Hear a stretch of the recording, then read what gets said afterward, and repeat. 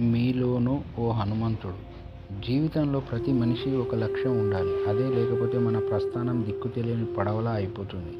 లక్ష్య సాధన అంటే గమ్యాన్ని చేరుకోవడానికి మనం చేసే ప్రయాణం, పడే శ్రమ. లక్ష్యం స్థిరంగా ఉండాలి, సాధన దృఢంగా ఉండాలి. అప్పుడే లక్ష్యాన్ని చేరుకోగలం. ద్రోణాచార్యుడు తన శిష్యులకు ఒక పరీక్ష పెడతాడు. ఓ పెద్ద చెట్టు పైన చిట్ట చివరి కొమ్మలో ఒక పక్షి కూర్చొని ఉంది. దాని కంటిని బాణంతో కొట్టాలన్నది పరీక్ష. ముందుగా ధర్మరాజు వచ్చాడు. చెట్టు మీద ఏం కనిపిస్తుందని అడిగాడు ద్రోణుడు. చెట్టు మీద పక్షి, ఆకాశం. పక్షికి చుట్టూ ఆకులు ఉన్నాయి అన్నాడు.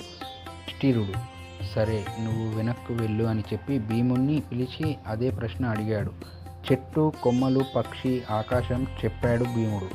ఇలా అందరూ అదే సమాధానం చెప్పడం, గురువు వాళ్ళని తిప్పి పంపడం జరిగింది. చివరికి అర్జునుడిని పిలిచి అందరినీ అడిగిన ప్రశ్నే అతన్ని అడిగాడు. అర్జునుడు నిశ్చలంగా నాకు కేవలం పక్షి కన్నే కనబడుతుంది, ఇంకేం కనబడడం లేదు అని చెప్పాడు. ద్రోణాచార్యుడు చిరునవ్వుతో బాణం వేయి అర్జున అన్నాడు. మరుక్షణం అర్జునుడు ధనుస్సులోంచి బాణం దూసుకుపోయింది. పక్షి నేల కూలింది.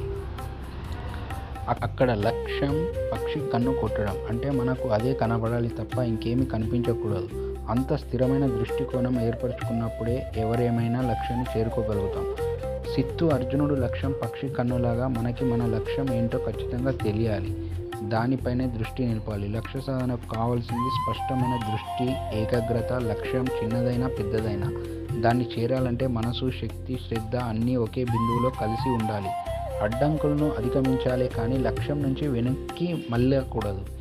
రావణ యుద్ధంలో లక్ష్మణుడు గాయపడ్డాడు. వైద్యుడు సుశేషనుడు వచ్చి చూసి హిమాలయాల్లో ఉన్న సంజీవని తెస్తేనే లక్ష్మణుడు ప్రాణాలు నిలబడతాయని చెప్పాడు. హనుమంతుడు ఒక క్షణం ఆలస్యం చేయకుండా హిమాలయాలకు దూసుకెళ్లాడు. అక్కడ సంజీవని ఏదో తెలియలేదు, అందుకని ఆయన తల పట్టుకుని కూర్చోలేదు. ఏ చెట్టో తెలియదు కాబట్టి మొత్తంగా పర్వతాన్నే పెకిలించుకు తీసుకెళ్లాడు.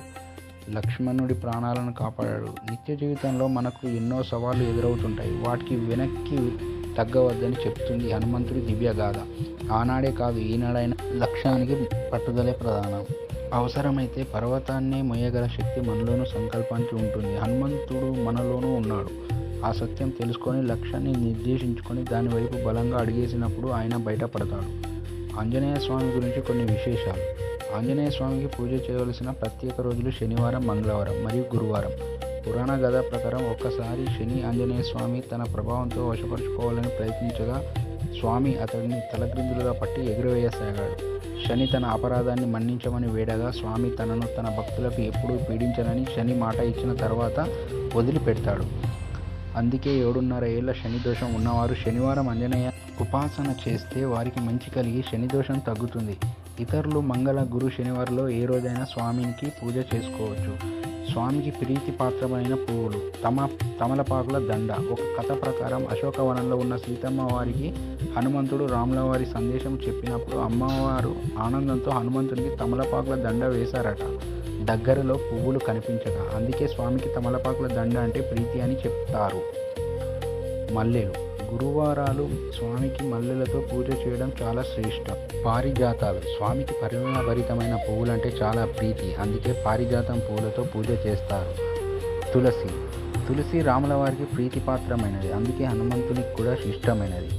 కలువలు. కలువ పువ్వులు కూడా శ్రీరాముల వారికి ఎంతో ఇష్టమైన పువ్వులు. కేరళలోని ఇరింజలాకుడ భరతునికి ఒక దేవాలయం ఉంది. అందులో అతనికి కలువ పువ్వుల మాల వేయడం సాంప్రదాయం.